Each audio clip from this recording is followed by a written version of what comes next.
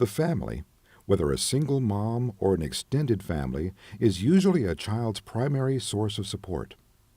Different families will have different values and beliefs surrounding health and illness. Healthcare providers cannot assume that they automatically know what is best for the child, but you need to ask about these values and listen to the family's response. The situation you encounter may or may not have an obvious solution. The first step in helping families cope is to work quickly, but also explain what is being done and why. This will allow the family to have confidence in you, not only for your skills, but also your intention to help their child.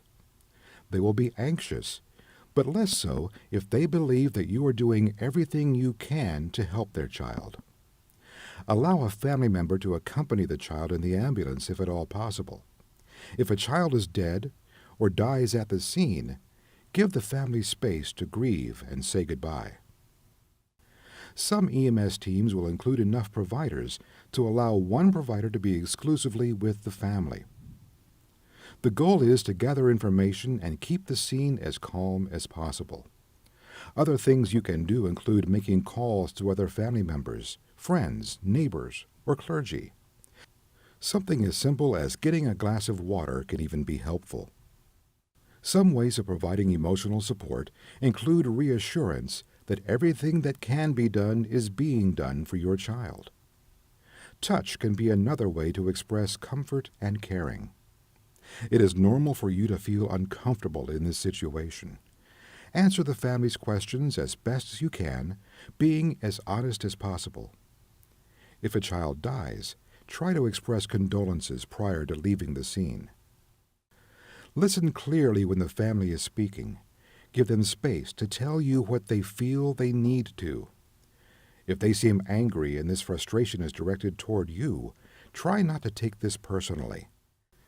Be honest if a family member asks you if everything will be okay. Say, "We will do our best," if you are asked if the child will survive. Don't give false hope. Remain calm, show respect, and do not shout. Understand that culture, religion, maturity, education, and language differences may all play a role in someone's reaction to stress. Look around and see if there's another calm person who can help you. It's important to maintain a professional approach even in difficult circumstances. If there is suspected child abuse or intentional harm, continue to communicate with the family while taking in the scene and trying to remember events and conditions that are important. Don't ever accuse someone of intentional harm, even if you suspect it. If a child has died under suspicious circumstances, do your best to preserve evidence. Limit movements of the child from the scene and let the family know what is permissible.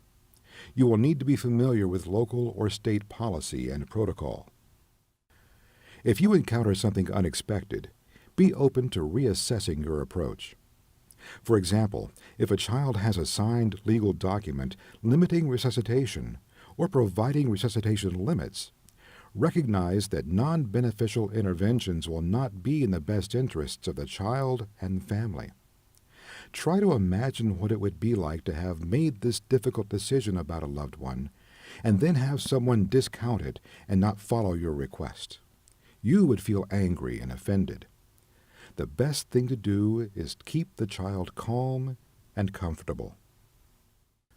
What if a child is dead or dies at the scene? Family members cope better if EMS providers follow up with a condolence, whether visiting at the funeral home or writing a note or card. It also helps to give family members a brochure or information about area resources, including counseling services, support groups, or culturally appropriate spiritual care. You can create this resource in your service area with help from your medical director or service provider.